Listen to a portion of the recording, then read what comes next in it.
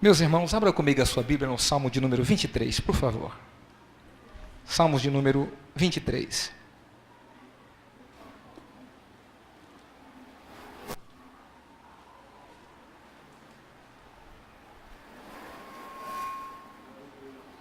Glórias ao Senhor.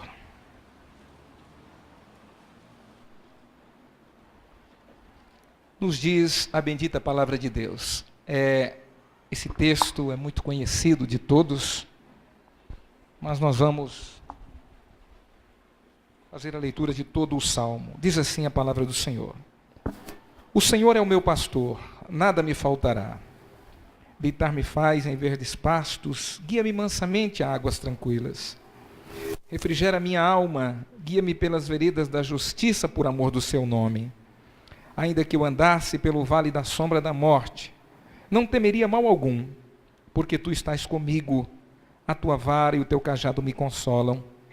Preparas uma mesa perante mim, na presença dos meus inimigos, unges a minha cabeça com óleo, o meu cálice transborda. Certamente que a bondade e a misericórdia me seguirão todos os dias da minha vida, e habitarei na casa do Senhor por longos dias. Vale um amém, meus irmãos? Amém. Podeis sentar, queridos. Muito obrigado. Amados, eu quero agradecer a Deus pelo privilégio, a oportunidade de poder estar com os irmãos. É um momento muito especial para mim. Nós estamos aqui nas segundas-feiras, não é? Com a nosso núcleo teológico. Porém, louvo a Deus pela vida do meu companheiro, pastor Claudeci, pastor do setor 1. Também pela vida do pastor André, que tem sido esta pessoa dinâmica no trabalho missionário. Dizer, irmãos, da minha alegria em poder ver o crescimento da obra do Senhor, não somente em Jundiaí, mas em todas as cidades onde nós já estabelecemos alguns trabalhos, não é?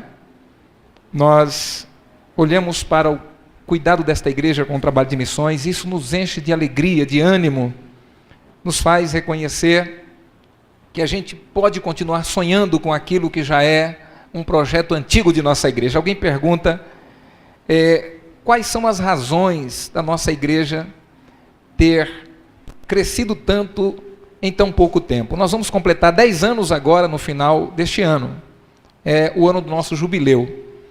Mas, para quem não sabe, nós abrimos, pastor Claudeci, 53 igrejas neste período. Isso, na verdade, redunda em algumas interrogações, nos faz reconhecer, em algumas interrogações que terão dificuldades de serem respondidas. Porque alguém pergunta, como é que alguém, quando você tem recurso, não é? Você cresce porque você tem recurso. A dificuldade é você fazer sem ter condições financeiras para isso. Nós estamos em 5 estados do nosso país, não é? Construímos inúmeras igrejas, os irmãos são conhecedores, e alguém pergunta, pastor, vocês têm condições para isso? Não temos, irmãos. O segredo é que muito cedo nós descobrimos que a obra missionária, como disse já o pastor André nesta noite, reserva um mistério, pastor André, que vocês têm condições para isso? O segredo é que muito cedo nós descobrimos que nós entendemos que há um mistério inexplicável no trabalho missionário. Queridos, nós estávamos recentemente, os irmãos sabem, semana passada, eu estava contando isso ao pastor Claudeci, estávamos na nossa igreja sede, e ali ainda são bancos, não é? São bancos bonitos, mas são bancos de madeira, onde há muita dificuldade dos irmãos ficarem ali 2 horas assentados. E a gente, por aplicar nas congregações primeiro, já teve alguns irmãos, pastor, por que o senhor não faz aqui na sede? Nós temos um plano, irmãos, de ano que vem, querendo Deus, começarmos a construção da nossa igreja sede. E não queremos nada que fuja aquilo que é razoável, não é? Porém, nós pretendemos construir uma igreja para poder amparar os irmãos de forma melhor aos irmãos chegarem ali na sede. E tenho certeza que Deus fará isso, porque Ele tem realizado tantas coisas que nós temos a certeza, irmãos, que aquilo que está à nossa frente, como obstáculos, como dificuldades, serão facilmente sanadas pelo Senhor. Eu estava semana passada na igreja, quando um irmão me ligou e disse: pastor, eu queria falar com o senhor. Eu disse: pois não, esse irmão não faz parte da nossa igreja, não é membro da nossa igreja, não é? Ele disse: o senhor pode vir aqui? Eu disse: vou, não é? Estava lá, Edson estava acompanhando, não é? Nós convidamos, esse irmão esteve lá, disse: pastor, eu quero trocar as cadeiras da igreja aqui, quero pôr cadeira na igreja. Eu falei: meu irmão, isso é muito caro, fica muito caro para a gente fazer isso, não é?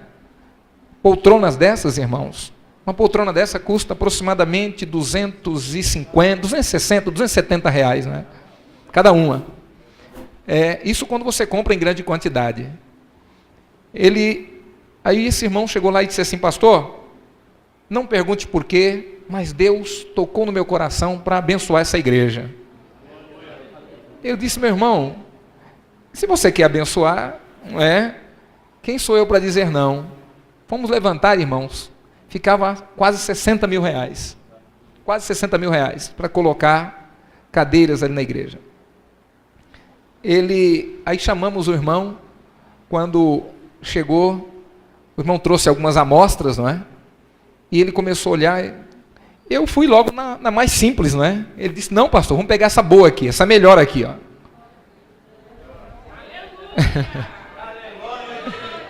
Quanto é que tem que dar de entrada? Já deu uma entrada, irmãos, imaginem. E nós estamos colocando cadeiras iguais a essas aqui, lá na nossa igreja sede.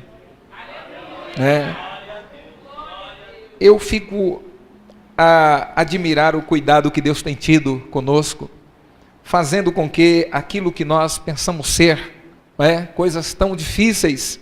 Os irmãos sabem, quando eu conto esses testemunhos para que a fé dos irmãos sejam... Nós estávamos reunidos na igreja, na nossa reunião administrativa, e eu disse: irmãos, nós precisamos comprar um ônibus para a igreja, irmãos. Precisamos comprar um ônibus para a igreja. E a nossa igreja precisa, porque nós temos trabalhos em toda a região, em outros estados, fazemos caravanas missionárias, seguidas vezes. E quando nós fazemos essas viagens, precisamos sempre alugar ônibus, e é muito difícil, é muito complicado. Nós precisamos de um ônibus, só que eu não quero qualquer ônibus não, eu quero um ônibus bom, não é? E os irmãos disseram: pastor, vamos fazer um planejamento, não é? Eu falei: olha, um ônibus razoável, a gente vai pagar aí uns 100 e poucos mil reais, não é? A gente consegue comprar um ônibus para a igreja. Vamos nos preparar para isso, ano que vem a gente consegue dar entrada, não é? E a gente começa a se preparar para a compra de um ônibus. Isso foi na reunião administrativa. Terminou a reunião, eu estou saindo na porta da igreja, toco o telefone. Aí eu atendi, aí a pessoa me disse: pastor Joás, o senhor pode dar um pulo aqui na minha empresa? Eu disse: meu irmão, eu tenho um compromisso num determinado lugar, não dá para ir agora. Ele falou: aonde é? Eu falei: em Valinhos, na nossa igreja. Ele disse: o senhor vai passar na minha porta aqui. Vem aqui, o senhor vai passar pertinho aqui. 5 minutos. Quando eu cheguei lá, irmão, que eu parei na porta, peguei o endereço, parei na porta, ele vem com o molho de chave na mão, com um documento, disse: Jesus mandou eu comprar um ônibus para o senhor, pastor, não pergunte por quê. A minha esposa é quem cuida da parte financeira da nossa empresa. E eu disse: olha, querida, eu essa noite, Deus me despertou para comprar um ônibus com a igreja. Ela virou para mim, pastor, e disse: se for para a Assembleia de Deus Bragantino, só pode comprar, você pode comprar. Irmãos, essas coisas me deixam estupefato, não é? De dizer como Deus tem sido tão misericordioso para conosco. Nós temos, entre as nossas obras missionárias, recentemente, estou abrindo aqui essa fala para que os irmãos contextualizem justamente onde nós queremos direcionar a nossa fala nesta noite. estávamos nos preparando para enviar um missionário para o estado do Ceará e tínhamos muita dificuldade, irmãos, porque você tem que deslocar alguém do meio onde ele convive, da sua família. E nós tínhamos um missionário, um pastor nosso, que dirigia uma das nossas igrejas, e nós, depois de muito questionamento, depois de orarmos a Deus, pedindo a Ele uma direção, nós resolvemos que chamaríamos o pastor para uma conversa. Quando ele chegou, ele sentou, ele é um homem muito bem empregado, a sua esposa muito bem empregada, ela, professora do estado, ganhava um salário muito alto, até porque ela tinha, muito embora os professores não ganham tão bem, não é? Eu posso até dizer o salário dela, não é? Ela ganhava cerca de 8 mil por mês, não é? O esposo ganhava alguma coisa próximo disso também. A sua filha trabalhava numa outra empresa, e estou dizendo porque ele está longe daqui, não tem nenhum problema. Porém, meus irmãos, eu os chamei e disse: meus irmãos, eu tenho uma proposta a fazer a vocês. Ele disse: diga, pastor. Eu disse: eu queria convidá-los a ir para o campo missionário. Ele levantou da cadeira e disse: glórias a Deus. Aleluia. Ele disse: pastor, eu tenho uma chamada no meu coração fazem muitos anos. Por mim eu vou agora, pastor. A esposa dele disse: pastor, eu não sei como é que eu vou fazer para me desligar, porque eu preciso ver como é que vai fazer lá. Mas se o meu esposo vai, eu também vou. Eu só tenho um problema, pastor. A minha filha está fazendo faculdade e ela ficou em DP, não é? Em algumas matérias. E nós vamos orar a Deus para ver como é que Deus vai fazer isso, porque se depender de nós, nós já estamos prontos. Eu fiquei muito feliz de ouvir aquilo, mas tinha esse problema da menina, filha única, não é? Quando esse irmão chegou na empresa, irmãos, para conversar, para pedir que dispensassem ele foi falar com o chefe dele. Aí disse assim: olha, eu queria que você me dispensasse, porque eu vou para um trabalho missionário. O chefe dele disse: você é doido, rapaz? Você é louco? Trabalho missionário? Ele disse: sim, eu vou para um trabalho missionário. Só que tem um problema. A minha filha faz faculdade e ela está em dependência na escola, na faculdade. Eu só preciso resolver isso. Ele disse: onde ela estuda? Ele disse: estuda lá na Anhanguera. Falou: como é o nome dela? Ele disse: Larissa. Ele falou: ela é minha aluna. Isso é coincidência, irmãos? Ela é minha aluna. Se depender disso, diga para ela que pode ir embora tranquila, porque eu resolvo essa questão na faculdade. Irmãos, para alguém que não entende o trabalhar de Deus, não é? Os irmãos conhecem o que está acontecendo em Jamacaru. Hoje nós temos lá um centro missionário, onde estamos agora para fazer o muro, não é? Para cercar toda aquela região. Estamos abrindo agora a nossa 7ª igreja, irmãos, e não é igrejinha não. São igrejas onde pessoas estão saindo dos pés de Padre Inciso do Juazeiro e reconhecendo Jesus como Salvador. Na última viagem missionária que estivemos lá, você ouve os irmãos, a gente vai falar com os irmãos e diz: irmão, rapaz, que maravilha ver você na igreja, que bênção, Jesus te salvou. Ele diz: graças a Deus, o meu Padre Inciso do Juazeiro, agora eu estou na igreja, pastor. Abraçam Jesus, mas não largam o Padre Inciso, né? Mas Jesus faz isso, irmão. Jesus transforma também, não é? É uma questão de tempo para eles reconhecerem que Jesus é o Salvador das suas almas. Eu quero, com alegria, agradecer a esta igreja, ao trabalho que vocês têm feito, especificamente com relação ao nosso trabalho em Pernambuco, um trabalho que está crescendo muito ali na cidade de Petrolina. Tenho certeza, irmãos, que Deus, por isso e por tantas outras coisas, abençoará grandemente esta igreja. Ismael, que prazer é te ver aqui, querido, juntamente com a tua esposa, uma alegria particular, viu? Deus te abençoe. Tenho um carinho muito especial por Ismael, pela sua família, e também vendo aqui alguns rostinhos conhecidos de alguns irmãos, não é? Os quais pudemos ver sendo apresentados nesta noite. Isso me alegra, irmãos. Glórias ao Senhor. Feliz também por ver aqui irmã Antônia. Minha querida, que prazer, viu? Que alegria é te ver aqui. Temos orado pela tua vida, pela vida de Cassiano, e sei que você é um grande...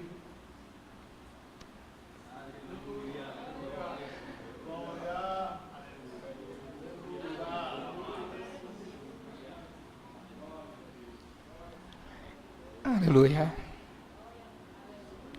Você é um milagre, querida. Quem sabe pelo que você passou, pode glorificar a Deus pela tua vida. Glórias ao Senhor. Glória, glória, glórias ao Senhor. Oh, aleluia. Glórias a Deus. Meu companheiro Luiz Mário, eu já te mandei uma mensagem pelo WhatsApp, mas vim também com o propósito de te abraçar nesta noite e te cumprimentar por mais esse ano de vida que o Senhor te dá, meu companheiro. Que alegria é poder te ver completando mais um ano de vida. Eu tenho certeza, irmãos, que isso tudo glorifica ao Senhor. Meus amados, nós lemos um texto, este texto é muito conhecido de todos, Salmo de número 23. Não viemos trazer nada novo, afinal de contas as pessoas ficam inventando muita coisa, mas a Bíblia é simples, o Evangelho é simples, não é? Jesus é simples, e nós não podemos querer enfeitar o pavão. Eu creio que o que Deus tem para nós nesta noite é algo muito simples, mas algo para trabalhar a nossa mudança interior. Meus queridos, nós lemos inicialmente nesta noite um texto que está na carta de Paulo aos Romanos, e eu quero apenas fazer referência inicial a esse texto, que está aqui no capítulo de número 12 de Romanos. Glórias a Deus. Glórias ao Senhor.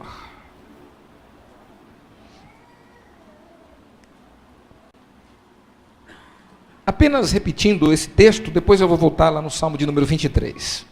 Mas o texto diz assim: rogo-vos, pois, irmãos, pela compaixão de Deus, que apresenteis o vosso corpo em sacrifício vivo, santo e agradável a Deus, que é o vosso culto racional.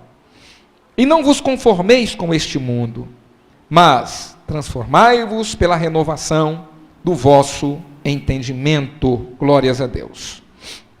Queridos, é interessante nós notarmos a evolução do Evangelho no Brasil. Eu digo sempre, e de uma forma muito simples, que o Evangelho no Brasil, irmãos, cresceu como o oceano, porém com profundidade de piscina.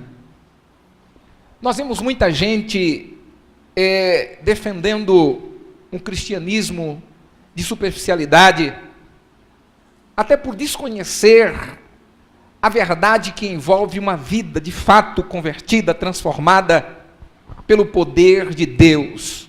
Este Evangelho que não conhece barreiras, este Evangelho que não tem obstáculo intransponível onde ele não possa penetrar ou chegar, que penetra os mais distantes rincões da nossa pátria, mas que alcança os porões empoeirados das penitenciárias, que entra nos corredores escuros dos hospitais e que lá encontra miseráveis, pessoas clamando para que o médico lhe ajude, para que lhe acrescente pelo menos mais alguns dias de vida.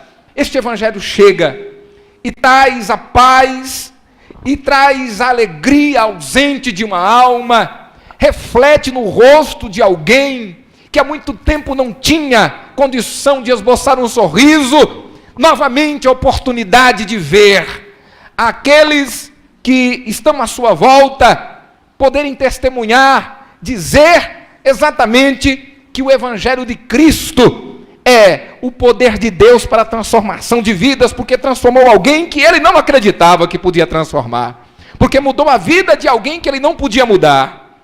Há poucos dias eu me encontrei com uma pessoa em uma das nossas igrejas, e paz, meus irmãos, ele virou para mim e disse: pastor, eu já matei 38 pessoas, tem jeito para a minha vida?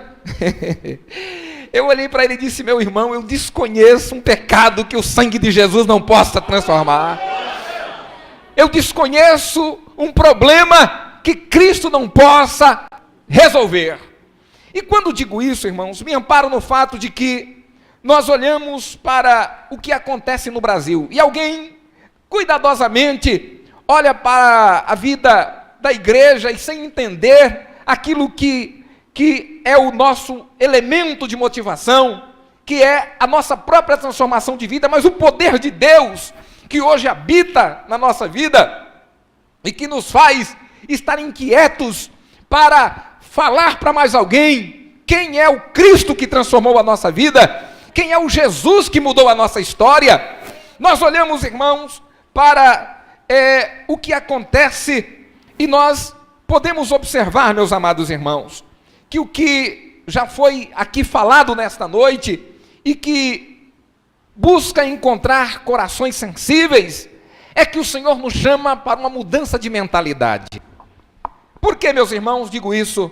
Porque quando nós olhamos para o crescimento do Evangelho no Brasil, e alguém, até para enumerar, pastor, eu dizia isso, inclusive, na nossa igreja ali do Fazenda Grande, diz: olha, irmãos, o crescimento de uma igreja é, de fato, a demonstração de que ela é uma igreja de Deus.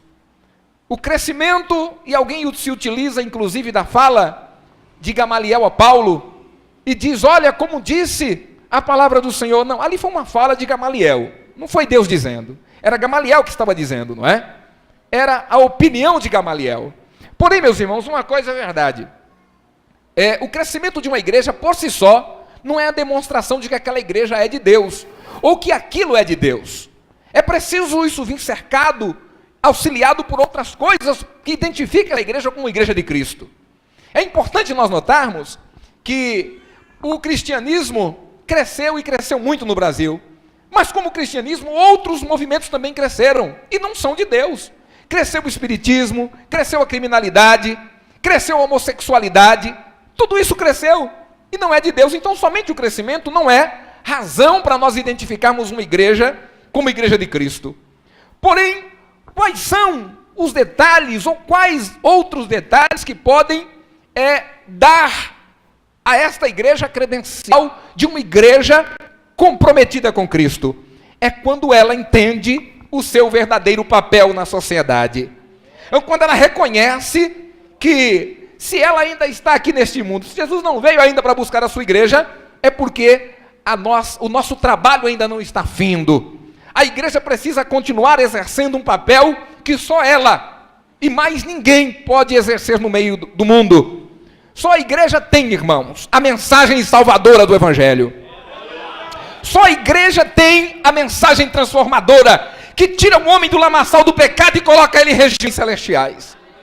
Só o Evangelho, só a mensagem do Evangelho pode tirar alguém do caminho da prostituição, do caminho do vício, do caminho do roubo e fazer dele um cidadão dos céus. Alguém que até ontem era um pecador obstinado, era alguém que não temia Deus, põe uma Bíblia embaixo do braço e diz: agora eu sou um cristão, agora eu vou morar no céu. Isso é incompreensível para alguém que desconhece o poder do Evangelho. Alguém que desconhece o poder do Evangelho vai dizer: olha, um comedor de arroz e feijão, uma pessoa que até ontem estava roubando, estava se prostituindo, pode agora dizer que vai morar no céu? Queridos, é um contraste, não é? Mas essa é a verdade espelhada pelo Evangelho de Cristo. Aqui nós não somos uma congregação de bonzinhos, não. Se formos buscar o nosso passado, cada um de nós viemos dos mais diferentes lugares deste mundo, e se cada um fosse contar a sua história, alguém diria: eu vim há poucos dias até, pastor Claudeci, eu conversando com uma pessoa, ela me disse assim: pastor, o senhor sabe o que é o fundo do poço? Eu disse: eu acho que eu sei, irmão. Ele disse assim: eu vinha de mais de baixo, pastor, eu já tinha cavado a lama de lá do fundo, não é? Veja o estado de alguém que vem para Jesus. É o que definiu inicialmente o trabalho cuidadoso de Jesus, quando ele se identifica com Zaqueu, vai até a casa de Zaqueu, é criticado por aqueles que estavam ali buscando ocasião contra Jesus, e quando dizem, ele vai comer com pecadores, Jesus diz, não precisam de médico quem está sarado, não é? Quem precisa de médico é quem está doente, e nesta noite veio salvação a esta casa, disse Jesus, porque esse também é filho de Abraão. Queridos, nós olhamos para o poder do Evangelho, e entendemos que somos comportores desta mensagem, somos pessoas que estão não somente incumbidas, mas responsabilizadas, porque se a igreja calar, o mundo morre. Se a igreja silenciar, o mundo morre, meus amados irmãos. Se já temos razão para glorificar ao Senhor, e nós ouvimos nesta noite, fomos chamados para adorá-lo, fomos chamados para louvá-lo, a verdade é que precisamos identificar a diferença entre louvar e adorar, não é? Se fala muito em adoração, mas é preciso que a gente identifique bem isso, não é? O que é louvor? Eu louvo ao Senhor pelo que Ele faz por mim. Isso é louvor. Eu louvo ao Senhor por tudo que Ele tem me dado. Eu louvo ao Senhor pela minha casa, pela minha família. Eu louvo ao Senhor pela roupa que Ele me deu. Eu louvo ao Senhor pelo emprego. Eu louvo ao Senhor pela saúde. Isso é louvor. Eu louvo a Ele por isso. E o que é então adoração, pastor? É quando eu adoro ao Senhor pelo que Ele é. Adoração, eu estou me direcionando a Deus de uma forma diferente. Eu me esqueço que Ele me dá, eu me esqueço que eu preciso, eu me esqueço que Ele é o doador de tudo, não é? Mas adoro a Ele pelo que Ele é. E digo, Senhor, Tu reinas absoluto e não tem competidor, Senhor. Tu és dono de todo o poder nos céus e na terra. Tu sustenta o mundo, o universo, estão debaixo do Teu controle. Um dia faz declaração a outro dia. Uma noite mostra sabedoria a outra noite. E tudo, Senhor, orientado pelo Teu cuidado. E nada se escapa às Tuas mãos. Nada está fora do Teu olhar. Tudo Tu controlas e controlas. Meus irmãos, pense nisso comigo nesta noite. Nós estamos acostumados a agradecer a Deus pelo que Ele faz por nós, não é? A gente vê o Senhor livrar a nossa vida, livrar os nossos filhos, livrar a nossa casa. A gente vê o Senhor nos dar livramentos e alguns deles nos assustam. Mas pense comigo, só a eternidade vai revelar para nós livramentos que Deus deu para a gente e a gente nem sabe que Ele nos livrou. Porque Ele impediu que alcançasse a tua casa, Ele impediu que não chegasse na tua vida, Ele impediu que o mal chegasse próximo da tua residência. Ele impediu que aquele acidente acontecesse. Ele guardou o teu filho quando você estava fora de casa. Ele faz, irmãos, com que nós nesta noite entendamos que temos motivos sobejos para glorificar o seu nome. Queridos, o texto que nós lemos é muito convidativo a reconhecermos algumas coisas aqui. Primeiro, que o nosso culto é um culto racional. Somos convidados a um culto racional. Aqui tudo é refletido. Aqui não há palavras vazias. Aqui até um levantar de mãos pode dizer milhares de palavras que o vocabulário humano não tem condição de dizer. Quando eu vejo uma mão se levantar, não quando o pregador diz, levante a sua mão, não é? Às vezes a gente começa a ver algumas pregações, não sou contra isso não, irmãos, mas acho que isso tem tomado o lugar da palavra. Eu estou esperando os pregadores começarem a dizer, assim diz a palavra de Deus. Muitos deles levantam a mão que eu vou profetizar. Irmão, a profecia está aqui. A palavra de Deus já está dizendo o que nós precisamos ouvir. Não é? Nós precisamos pregar a Bíblia. E ela é suficiente. Porque eu não conheço uma pessoa que tenha transformado a vida de outra pessoa. Mas eu conheço milhares de vidas que foram transformadas pelo poder da palavra. A palavra de Deus muda o homem no seu todo. A palavra de Deus transforma o homem.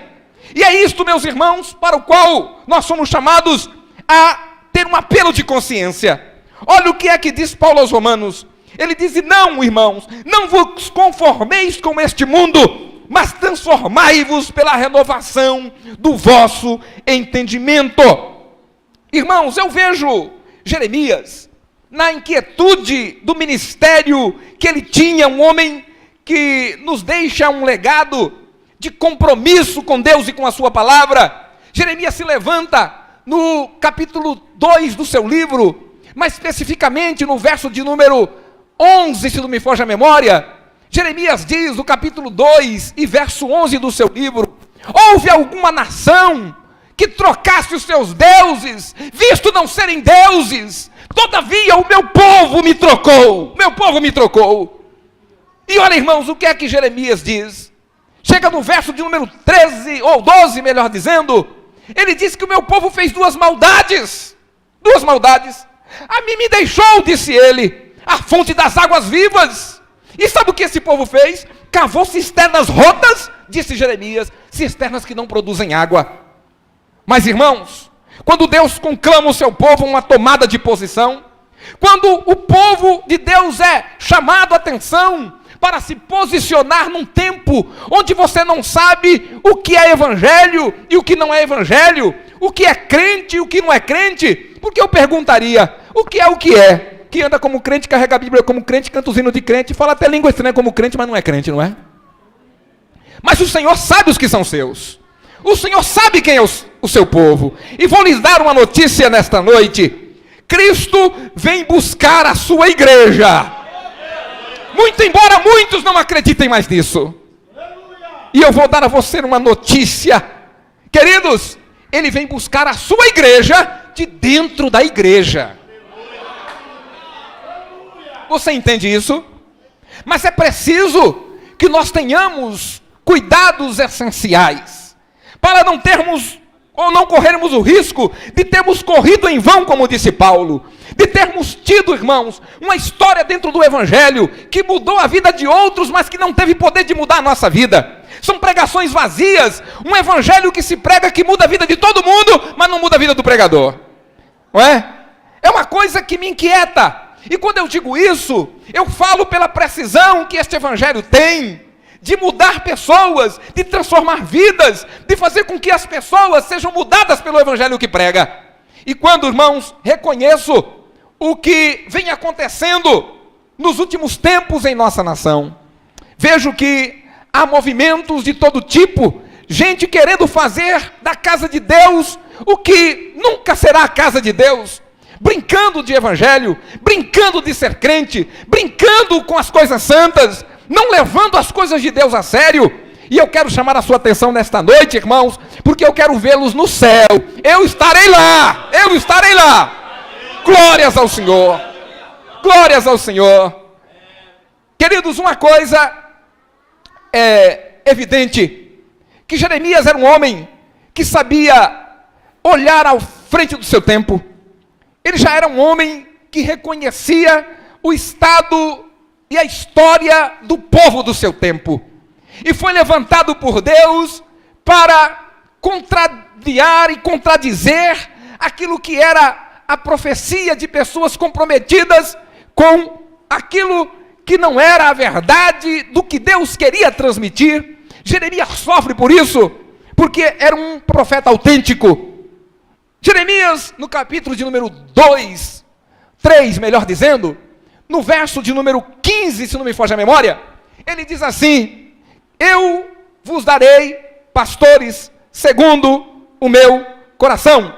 Disse ele, pastores, que eu levarei vocês, através destes homens, a conhecer quem é o Senhor, a visitar a mente de Deus e a serem por ela transformada.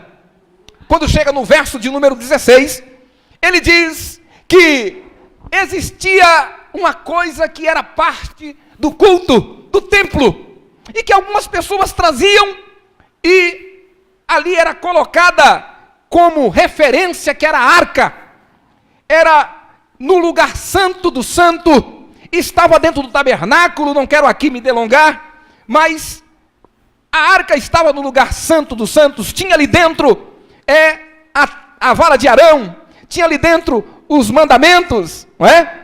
Isso era o que fazia daquele lugar uma referência para aquele povo, sabendo que dentro da arca estava também o maná. E dizia então, irmãos, diz-nos a palavra do Senhor, que o sumo sacerdote entrava ali uma vez por ano.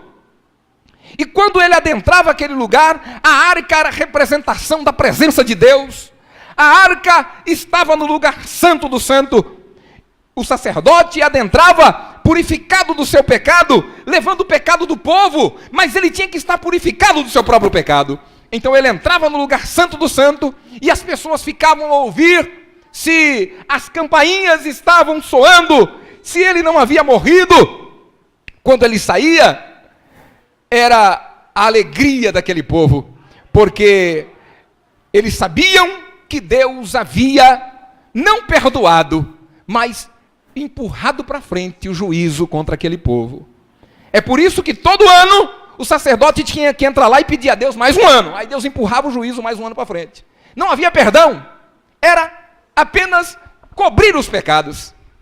Porém, meus amados irmãos, uma coisa nos vem, e é preciso que se diga, porque essa é evidência do que acontece hoje na história e na vida da igreja. Jesus vem, e ele vem com o propósito de que tudo aquilo que era apenas gestos e figuras, agora na pessoa dele se concretizasse. Jesus vem, morre por nós, e não mais para cobrir os nossos pecados, mas ele morre para perdoar os nossos pecados. A Bíblia diz que ele é o cordeiro por todos os cordeiros. Uma vez que encerrou-se todo aquele período de Israel, a arca é retirada, a arca desaparece da história. E o que é que nos vem à mente, irmãos?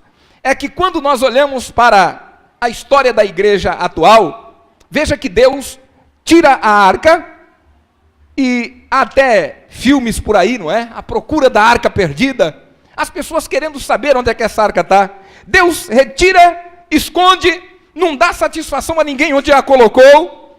Possivelmente Deus a recolhe, não sei se aos céus, mas ele a esconde. As pessoas começam a procurar esta arca, não é? Começam a procurar, querem saber onde é que ela está. Esses dias atrás eu fiquei atônito, irmãos. Uma igreja esperando na porta da igreja, uma multidão esperando, porque a arca do concerto ia adentrar dentro da igreja. A arca veio em cima na época andava nos ombros dos levitas, não é? Essa chegou no caminhão dos bombeiros. A sirene ligada, aquele barulho pela cidade, e as pessoas querendo tocar na arca. Eu me perguntava naquilo, Deus, isso é evangelho? A arca entrando dentro do templo, foi colocada em frente ao púlpito, e as pessoas extasiadas porque a arca estava ali. Verso de número 16 do capítulo 3, diz assim: eu vou dar pastores a vocês, e pastores segundo o meu coração, que vos apacentem com inteligência. E ele disse, olha, e quando vocês ouvirem novamente falar disso, dessa arca, nunca mais, ele disse, se ouvirá falar disso. Nem falará dela, nem alguém tocará nela, não vai ter mais esse negócio. Eu disse, não sei qual é a Bíblia que esse povo lê, não é? Porque o Senhor a tirou. Por que eu estou me referindo a isso? Porque, meus irmãos, uma renovação de mente nos conduz a compreender que de uma coisa a gente não pode dizer mal do cão, não é? É de que ele é trabalhador e é organizado. Porque ele sabe como trabalhar. Ele não pode destruir a igreja, então ele tenta distrair a igreja. Aquilo que é prioridade passa a ser secundário. Aquilo que tem valor passa a não ter nenhum valor. Mas as coisas que têm valor perdem todos os valores. A gente começa, preste bem atenção.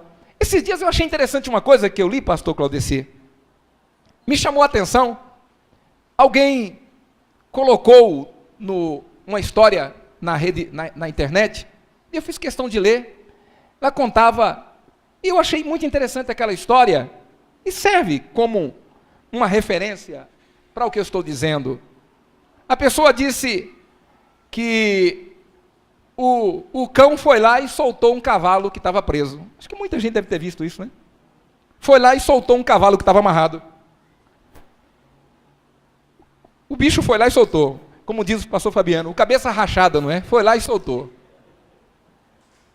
Soltou o cavalo foi, primeira horta que ele encontrou, ele comeu a horta quase toda.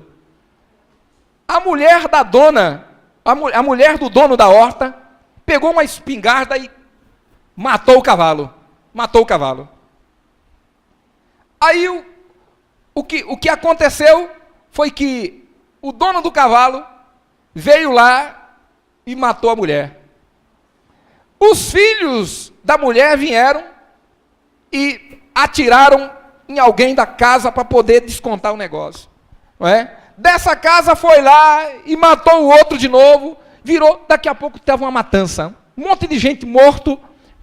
Aí foram perguntar para o cão, o que foi que você fez, rapaz? Ele disse assim, só soltei o cavalo. Não é? E o apelo ali qual era? Era ao que a mente do homem é capaz de conduzir. Aquela fala levava exatamente a essa reflexão. Nós temos, irmãos, algumas coisas muito mal resolvidas dentro de nós. E fazemos, muitas vezes, um limão, não é?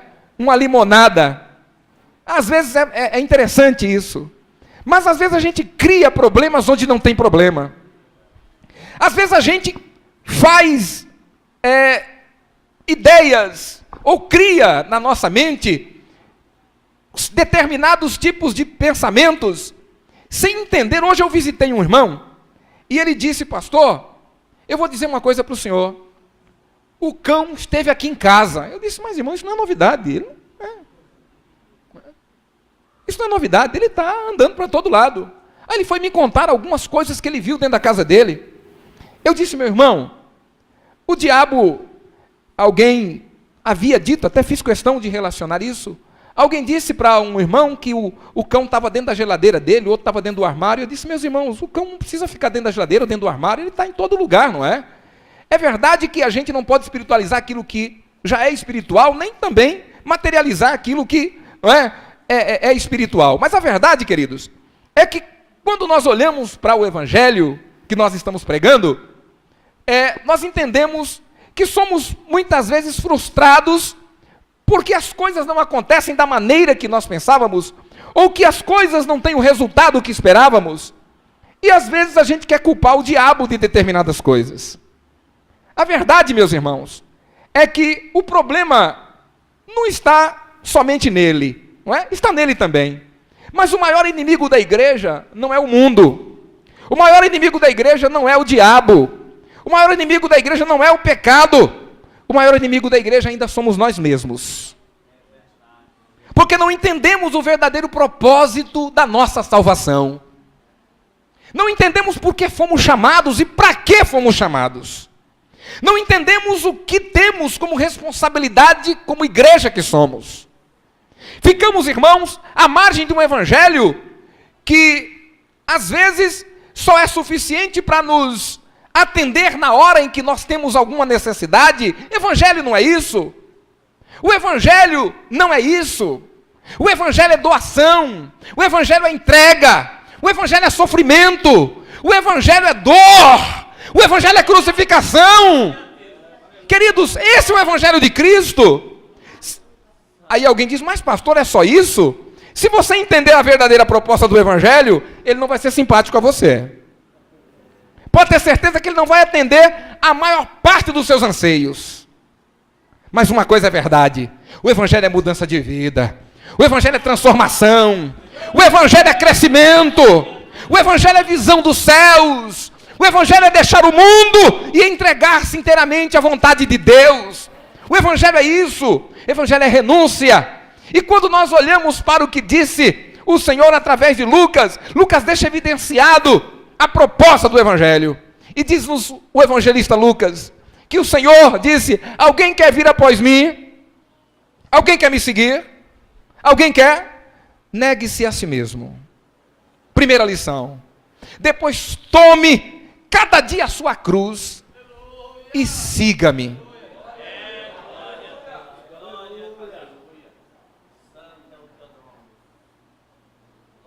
Ismael deve lembrar de um caso, um homem que era uma referência para mim em Jundiaí, pastor Alcides Prado. Pastor Alcides tinha uma esposa que teve um problema, irmãos. Já vou terminar, meus irmãos. A esposa que teve um problema no parto e perdeu toda a mobilidade. Ela vinha para a igreja, ele fazia questão de trazê-la. E eu ficava encantado de ver, porque por muito menos, alguns já tinham abandonado. Mas ele não, ele trazia aquela sua esposa com todo carinho, com todo cuidado, sentava ela do lado dele na igreja. E eu ficava a admirar aquele homem. Eu dizia: meu Deus, que paciência. Ela, devido ao desequilíbrio motor, ela vivia babando, aí ele tinha sempre uma toalha, levantava a cabecinha dela, limpava. E a gente ali olhando para aquela situação, eu dizia: meu Deus, que coisa linda, não é? Um dia eu vim para a igreja, era uma reunião de obreiros, ele por não ter com quem deixar, ele não tinha filha ainda, não é? Ou era pequenininha, menina, alguma coisa assim, ele veio e trazia ela, e trouxe ela, sentou-se no banco da igreja, aí esta é a reunião de obreiros, eu sentei do lado dele. Aí um irmão que estava do lado dele disse assim: pastor Alcides, essa mulher é uma cruz pesada para o senhor, não é? Ele virou assim e disse: como que é, meu irmão, o que você disse? Ele disse: não, eu só disse que ela é uma cruz. Ele disse: não, meu irmão, minha cruz é outra coisa, essa é a esposa que Deus me deu, eu vou cuidar dela. Aquilo me encantou, irmãos. Eu disse: meu Deus, a gente precisa começar a descobrir o que é a nossa cruz, não é? Tem gente achando que cruz é um monte de problema, que cruz é o filho que está nas drogas, que cruz é o desemprego. Irmãos, isso não é cruz, isso é problema, e problema se resolve com trabalho e com oração. Nossa cruz é outra coisa. É disso que nós estamos tratando aqui nesta noite. Um compromisso que eu coloquei nas minhas costas, disse para o Senhor: eu vou conduzir esta cruz, e por onde eu passar eu vou dizer que Jesus salva, transforma, liberta e leva o homem para o céu. Aonde eu puder e eu tiver condição, vou colocar a minha mão para abençoar. No que precisar eu vou ajudar. Eu não posso ir, eu posso ajudar a manter alguém lá. Eu não sei pregar o evangelho, eu vou orar por quem está pregando. E o que acontecer lá, Deus vai me abençoar, porque sabe o que eu estou fazendo em prol daquele meu irmão. Queridos, o que nós precisamos de verdade é reconhecer, e eu quero concluir com o que está no Salmo 23, porque há uma ligação, eu entendo quase que perfeita entre esses dois textos. Então disse o salmista: irmãos, foi dando prioridade a Deus na minha vida, que eu descobri uma coisa. Eu descobri, e descobri cedo, que se o Senhor for o meu pastor, nada vai me faltar. Essa conclusão do salmista pode parecer um pouco exagerada, não é? Não falta nada. Se esse mesmo escritor disse que ele foi moço, não é? Depois tornou-se velho, ele nunca viu a sua descendência, não é, passar necessidade ou mendigar o pão. O que nós entendemos é que a fala de Davi está contemporaneizada com aquilo que ele vivenciou em toda a sua história, o agir de Deus, a presença de Deus na sua vida, o conduzindo por onde ele andava. E o testemunho de Davi era muito forte, porque o fazia testemunhar diversas vezes que na hora em que ele mais precisou, o Senhor esteve presente, não apenas com o gigante, mas ele tinha matado um urso, ele já tinha matado um leão, e ele conta isso com ousadia. Esse homem tinha razões sobejas para dizer que ter o Senhor era a maior segurança que alguém poderia ter na vida. E o que é que ele diz? Ele diz aqui: se o Senhor é o meu pastor, nada vai me faltar. Irmãos, qual é o quadro que Davi enxerga que nós não conseguimos enxergar?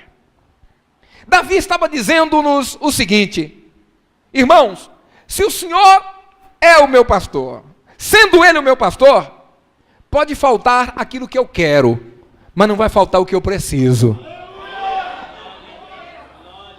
Na hora certa Deus vai fazer. Na hora certa a porta vai se abrir.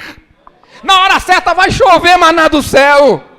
Na hora certa a enfermidade será curada. Eu dependo da vontade dEle. Se o Senhor quiser. Aí nós vivenciamos um momento novo, onde alguém determina, onde alguém diz que se Deus não fizer, Ele vai rasgar a Bíblia. Eu não vi nenhum rasgar a Bíblia até hoje. Não é? Porque Deus não se dobra aos nossos caprichos. Deus não faz aquilo que eu quero, porque Ele é Deus, eu sou servo. Ele é Senhor, eu sou servo. Ele é Deus e Reino absoluto. Portanto, eu devo reconhecer que Davi tinha toda a razão. E eu observo, irmãos, aqui no verso de número 2 do Salmo 23, quando ele nos diz, e já vou encerrar com isto, ele nos diz assim, de volta ao Salmo 23, ele diz assim: guia-me, deitar-me faz em verdes pastos, guia-me mansamente a águas tranquilas. Ele diz: o Senhor me garante, eu posso descansar tranquilo, porque enquanto eu durmo, disse ele no Salmo de número 4, não dorme o guarda de Israel, não é? Ele cuida dos detalhes da minha vida. Verso 3, refrigera minha alma, guia-me pelas veredas da justiça por amor do seu nome. Ainda que eu andasse pelo vale da sombra da morte, não temeria mal algum, porque tu estás comigo, a tua vara e o teu cajado me consolam. Preparas uma mesa perante mim, na presença dos meus inimigos, unges a minha cabeça com óleo, o meu cálice transborda. Certamente que a bondade e a misericórdia me seguirão todos os dias da minha vida, e habitarei na casa do Senhor por longos dias. Certamente Davi entendeu, ele entendeu, irmãos, os princípios do reino. Davi entendeu que estar com o Senhor é garantia de vitória. Essa vitória não precisa vir de forma imediata. Essa vitória pode ter percalços no meio do caminho. Essa vitória pode até demorar um pouquinho, mas o Senhor garante-nos a vitória. E sabe o que é que Davi diz aqui? Ele diz assim: unges a minha cabeça com óleo. Irmãos, preste bem atenção nisso. O que é que Davi usa a figura pastoral para dizer o que ele pensava do cuidado do Senhor para com a vida dele, assemelhando-se ao cuidado que ele tinha com a ovelha que ele administrava, com as ovelhas que ele administrava. O que é que Davi nos ensina com isso? Observe bem, ele diz: unges a minha cabeça com óleo. Preste atenção nisso. Irmãos, havia um problema que havia aquelas moscas, não é? Alguns insetos que acometiam os rebanhos de ovelhas e que colocavam alguns vermes na cabeça das ovelhas, e aquele verme gerava uma ferida. Aí os outros insetos vinham e começavam a depositar fezes ali, e aquilo virava uma bicheira, aquilo virava E a ovelha, ela sem poder se coçar, contam os historiadores que as ovelhas iam nas pedras e começavam a bater a cabeça para poder se safar daquela inquietação que aqueles vermes causavam, não é? Por varejeiras e outras coisas que depositavam suas fezes ali. E a ovelha batia a cabeça nas pedras e tentava se coçar, e muitas delas morriam batendo a cabeça nas pedras, de tão incomodadas que elas ficavam. Aí Davi disse: do jeito que eu faço com as minhas ovelhas, o Senhor faz comigo. Certamente Davi vinha e colocava algum óleo ali, e aqueles insetos não somente não pousavam mais ali, porque aquele óleo, além de ser refrescante, ele impedia que aquela enfermidade se proliferasse. Davi diz: o Senhor fará isso conosco, Ele trará óleo sobre a nossa cabeça. Tem muito crente batendo cabeça por aí, irmão, porque o diabo, ele não precisa de uma avenida, ele quer apenas uma brecha, não é? E muita gente tem dado ouvido às coisas do diabo. Muita gente tem parado no meio do caminho, porque tem dado ouvido às conversas de Satanás. Porque no momento em que nós precisamos, irmãos, estar mais envolvido com as coisas de Deus, é o momento em que muitos têm tirado a mão. É o momento em que muitos têm se retraído. Porém, eu quero encerrar dizendo nesta noite a vocês, meus irmãos, o Senhor convida-nos a uma tomada de posição. Quero crer que tudo que nós ouvimos nesta noite, através dos nossos líderes aqui de missões, nos conduzem a uma reflexão acerca da responsabilidade que nós precisamos ter quanto à obra missionária. Estão lá os nossos irmãos no campo missionário. Estão fazendo aquilo que eu deveria estar fazendo, que você deveria estar fazendo. Porém, nós não podemos estar lá. Nós podemos dobrar os nossos joelhos. Que coisa linda, nossa irmã convocar aqui a igreja a orar, não somente pelos nossos missionários, mas por tantos missionários que hoje estão perdendo a sua vida no campo de batalha, estão sendo mortos por causa do nome de Cristo.